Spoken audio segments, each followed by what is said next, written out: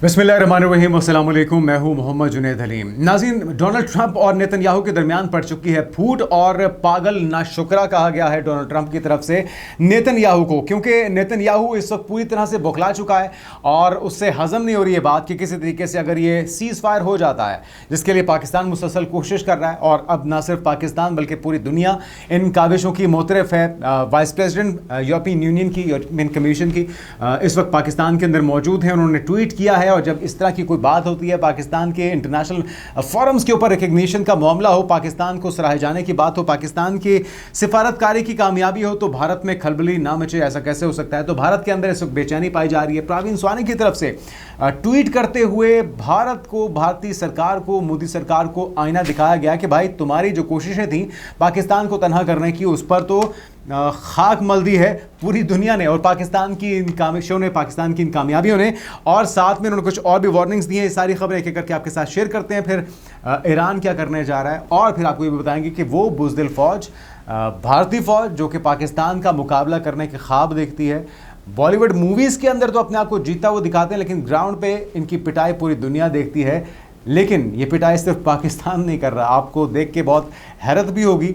और हमें तो हमदर्दी का इजहार करना चाहिए, क्योंकि हाजिर सर्विस लेफ्टिनेंट जनरल के साथ अगर इस तरह की बुरी और ठुकाई वाली सूरत हाल बनी हुई हो, तो मेरे ख्याल में हम इस पे अफसोस ही कर सकते हैं। लेकिन ये नौबत आई क्यों? ये थाईलैंड में आखिर ऐसा क्या हुआ है कि जो वहाँ पे मौजूद हिजड़े थे, यहाँ पे हिंदी में उन्हें किन्नर कहा जाता है, यहाँ पे उन्हें हिजड़े कहा जाता है, या उनको लेडी बॉय कहा जाए तो भी गलत नहीं होगा। तो उनकी तरफ से आखिर एक इंडियन जर्नल की ठुकाई क्यों हुई है, वो दिलचस्प विजुअल जो कि कुछ अर्सा पहले के हैं, लेकिन अब एक बार फिर से सोशल मीडिया की जीनत बने हुए हैं। ये क्या माजरा है, ये भी आपके साथ शेयर करेंगे। फिर आपको बताएंगे कि किस तरह से अब भी नेतन्याहू हर्जा सराई करना चाहता है लुबनान पर। अपने हमलों को उसने कहा है कि वो जारी रखेगा। जो डोनाल्ड ट्रंप से झाड़ पीली है, उससे पिलाई गई है, उसके बावजूद भी वो बाज आने वाला नहीं है। सबसे पहले जो एक दिलचस्प कॉल है, जिस वक्त चर्चा हो रहा है पूरी सोशल मीडिया के ऊपर, जंगल में आग की तरह ये खबर फैली हुई है, जो बातें हुई हैं, बुनियादी तौर पर अमेरिकी सदर ने इस्राईली वज़ीर आज़म को एक तो पागल कहा है कि तुम पागल आदमी हो, और तुम जो है ना शुक्रे भी हो।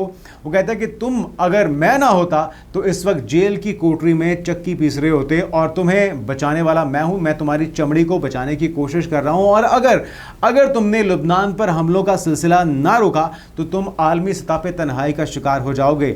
तो दोनों जो सदूर हैं, दोनों जो रहनुमा हैं, उनके दरमियान टेलीफोनिक राब्ता हुआ है, क्योंकि ईरान की तरफ से वार्निंग दी गई थी कि भाई अगर लुबनान के ऊपर हमले जारी रहते हैं, क्योंकि जनूबी लुबनान के ऊपर, जिस तरह से मैंने आपको गुज़श्ता रोज़ भी खबर दी थी कि काफ़ी ज़्यादा इलाका जनूबी लुबनान का अपने कब्ज़े में लिया गया है। ग्रेटर इसराइल का जो नापाक मनसूबा है, उसे पाए तकमील तक पहुँचाने के लिए, और इसे बड़ी कामयाबी नेतन्याहू की तरफ से क्लेम किया जा रहा था। लेकिन जो डोनाल्ड ट्रंप है, उसकी तरफ से कहा है कि अगर मैं ना होता तो तुम जेल में होते, और तुम्हारी चमड़ी इस वक्त मैं बचा रहा हूँ, और मैं ही वो बंदा हूं जिसके कहने पर अगर तुम अब लुबनान के हमले रोकते हो तो तुम्हारी बचत है, अदरवाइज तुम आलमी सतह पे भी एक बार फिर से तन्हाई का शिकार हो जाओगे। तो बहुत ही तल्ख माहौल में बहुत ही लेदे हुई है, और ना सिर्फ ये गुफ्तगू बहुत तल्ख थी, बल्कि इसको रिपोर्ट भी कर दिया गया है, और पूरी दुनिया में अब ये चर्चा ज़ेर बहस है। क्योंकि पाकिस्तान ने जो कोशिश की है अमेरिका को ये समझाने की, जो ऑलरेडी इस वक्त दबाव का सामना डोनाल्ड ट्रंप को भी करना पड़ रहा है। डोनाल्ड ट्रंप कह रहे हैं कि जी उन्हें कांग्रेस का भी दबाव का सामना है, उन्हें रिपब्लिकन्स, अपनी ही जमात और डेमोक्रेट्स दोनों की तरफ से दबाव का सामना है। बल्कि वो तो इल्ज़ाम लगा रहे हैं कि जो ईरान के साथ मुज़ाकरात में कामयाबी की ना होने की वजह भी इन दोनों की तरफ से, यानी कि रिपब्लिकन्स और डेमोक्रेट्स की वजह से जो मुतनाज़े बयानात दिए जाते हैं, इस वजह से ईरान खफा हो जाता है और मुज़ाकरात को छोड़ देता है। लेकिन वो ये भी कहते हैं कि ईरान को ये नहीं सोचना चाहिए कि अगर हमारे मुज़ाकरात तातुल का शिकार हैं तो मैं दोबारा से उस पर हमला कर दूंगा, ऐसा कोई मामला नहीं है। तो यानी कि अब डोनाल्ड ट्रंप सफाइयाँ दे रहे हैं, लेकिन उनकी बातों पर ज़्यादा हम बिलीव इस वजह से नहीं कर सकते कि वो कई बार हमला करने की, ईरान की सिविलाइजेशन को तबाह करने की बात कर चुके हैं। फिर वो कई बार ये भी कहते हैं कि वो मुज़ाकरात करना चाहते हैं। ईरान मुज़ाकरात करने में जल्दबाजी कर रहा है क्योंकि उनके ऊपर उनकी आवाम का दबाव है। हकीकत यह है कि डोनाल्ड ट्रंप के ऊपर दबाव बहुत ज़्यादा है और मिड टर्म इलेक्शन में अब वक्त कम रह चुका है। अमेरिकी अवाम तंग आ चुके हैं, उनके लिए महंगाई और बेरोज़गारी एक बड़ा मसला बन चुका है। कांग्रेस की तरफ से दबाव का सामना है, तमाम अमेरिका के इत्तेहादी इस वक्त डोनाल्ड ट्रंप से खफा हैं और इसी वजह से हम देख रहे हैं कि इसके असरात भी शिद्दत के साथ महसूस किए जा रहे हैं। लेकिन रस्सी जल गई पर बल नहीं गया। नेतन्याहू की तरफ से कहा जा रहा है कि जी Netanyahu says Israel will continue to operate as planned in southern Lebanon. वो कहते हैं कि लेबनान के अंदर जो हमारा प्लान था हम उसके मुताबिक ही अपनी कार्रवाइयाँ जारी रखेंगे। ईरान की तरफ से अलबत्ता वार्निंग दी गई है। वो कहते हैं कि ईरान के आला फौजी अहदेदार हैं मोहसिन रज़ाई, उन्होंने खबरदार किया है कि आबना हुर्मस ईरान के कंट्रोल में है। समुद्री नाकाबंदी या लेबनान में कशीदगी बढ़ाने की किसी भी कोशिश को बर्दाश्त नहीं किया जाएगा। तो ये वार्निंग सामने आ रही है और वो कह रहे हैं कि जी लेबनान में कशीदगी में इजाफे को भी बर्दाश्त नहीं किया जाएगा। ईरानी मुसल्लह अफवाज के सबर की भी एक हद है और सुप्रीम लीडर हैं ईरान के, उनके मुशीर मोहसिन रज़ाई की तरफ से ये वार्निंग दी गई है। लेकिन एक अच्छी खबर पहले आपको देते हैं, फिर आपको इंडियन फ़ौज के साथ जो नारवा सलूक है किन्नरों का थाईलैंड में वो आपको दिखाएंगे। बहुत ही दिलचस्प वीडियो है, आखिर तक ज़रूर देखिएगा।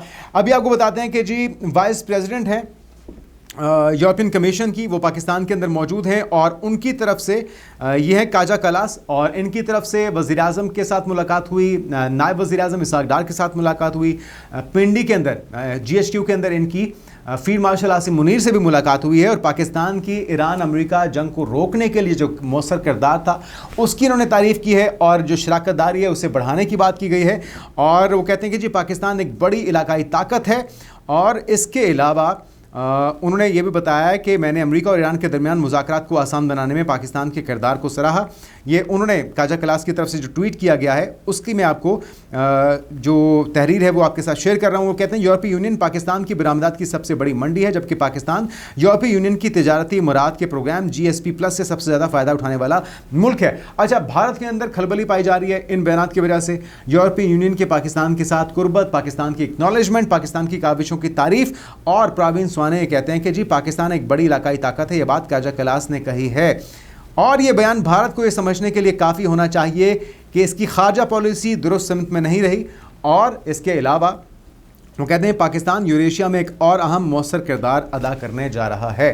तो एक तरफ भारत की खारजा पॉलिसी की नाकामी, पाकिस्तान को तनहा करना चाहते थे, हम तो अपने दोस्तों में मुसलसल इजाफा कर रहे हैं, अपने चाहने वालों में इजाफा कर रहे हैं, पाकिस्तान की तारीफ़ करने वाले दिन ब दिन बढ़ रहे हैं, पाकिस्तान की काविशों को सराहने वाले बढ़ रहे हैं। लेकिन आज अकेला कौन है? भारत और उसका नज़रियाती कज़न इजराइल, इन दोनों को कोई मुंह लगाने को तैयार नहीं है। और साथ में अब पाकिस्तान एक की प्लेयर के तौर पे उभर के सामने आया, ना सिर्फ इस खित्ते में बल्कि सुपर पावर जिसकी तारीफ़ें करते हुए थकते नहीं हैं।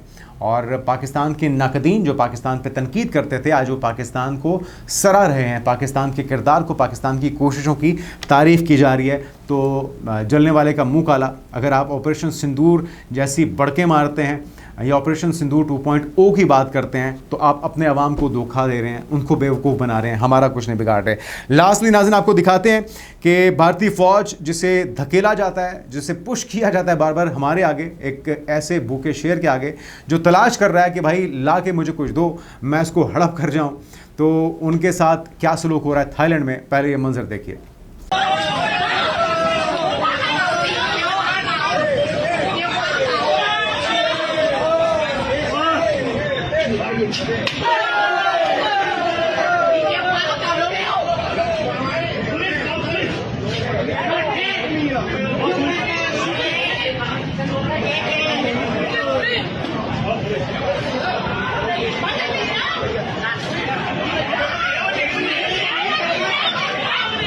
तो नाज़रीन भारतीय फ़ौज के लेफ्टिनेंट जनरल हैं जनाब, और इनका नाम है राजीव कुमार साहनी, जो director general electronics and mechanical engineering हैं। थाईलैंड में मुबैना तौर पर स्कॉट सर्विस इन्होंने ली है और पेमेंट करने को ये तैयार नहीं थे। जब इन्होंने इनकार किया तो फिर लेडी बॉयज़ ने इनको घेरे में लिया और लातों, घूंसों, किक्कों से इनकी तवाज़ो की गई है और इनके 14 तबक रोशन किए गए हैं और फिर ये वहाँ से दुम दुबा के भागे हैं। जिस तरह से पाकिस्तान में बालाकोट में ये सर्जिकल स्ट्राइक करने आए थे, लेकिन कौवे और दरख्त मारने के बाद ये यहाँ से भाग गए थे। लेकिन अगली कार्रवाई में जिस तरह से हमने अभिनंदन को पकड़ा था, ये पकड़े गए हैं। जो किन्नरों के हाथों इनकी धुलाई ठीक ठाक हुई है।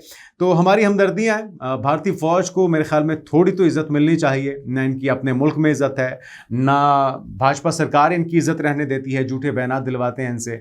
पाकिस्तान ने इनके 8 तैयारे गिराए तो इन्होंने भी जवाबी तौर पे कह दिया कि हमने भी इनके 6 तैयारे गिराए थे, लेकिन उस बात को किसी ने सीरियस नहीं लिया। और यही कुछ हुआ इनके साथ थाईलैंड में भी। तो अपनी हरकतें जब तक ठीक नहीं करेंगे तब तक ये खबरें आती रहेंगी और अपने आप को ये मजाक बनाते रहेंगे। गुज़श्ता रोज़ हमने आपको जलंधर से खबर दी थी थी जहाँ पे एक कर्नल एक लड़की को छेड़ते हुए पकड़ा गया था। तो वहाँ पे मौजूद इंतज़ामिया ने और लड़की के पेरेंट्स ने, वहाँ पे मौजूद गार्ड्स ने उसकी धुलाई की थी, उसकी दुर्गत बनाई थी। कहीं ये वाइफ स्वैपिंग के अंदर मुलविस पाए जाते हैं, कभी ये मनशियात के अंदर, कभी ये ड्रग डीलिंग के अंदर, कभी ये करप्शन के अंदर मुलविस पाए जाते हैं। तो इस तरह की फ़ौज से कम अज़ कम हम लड़ना पसंद नहीं करते, ये अपने लिए खुद ही काफ़ी हैं। और जो इनके गिरने वाले तैयारे हैं, वो तैयारे ज़मीन पर, वो ना ख़त्म होने वाली फ़िल्में वो भी चल रही हैं। तो हमारे लिए मेरे ख़्याल में इतना ही काफ़ी है कि ये अपना बेड़ा गर्क कर रहे हैं और मुसलसल कर रहे हैं और अपने टैक्स पेयर का पैसा असला ख़रीदने की दौड़ में यूं ही झोंकते जा रहे हैं। हासिल इनको कुछ होने वाला नहीं है। तो बहरहाल भाजपा सरकार को सोचना चाहिए, अपने आंकड़े सीधे करें, वरना ये सिलसिला तो जारी रहेगा। आने वाले दिनों की पेशरफ से आपको आगाह करते रहेंगे। अपना ख्याल रखिएगा। अल्लाह हाफ़िज़।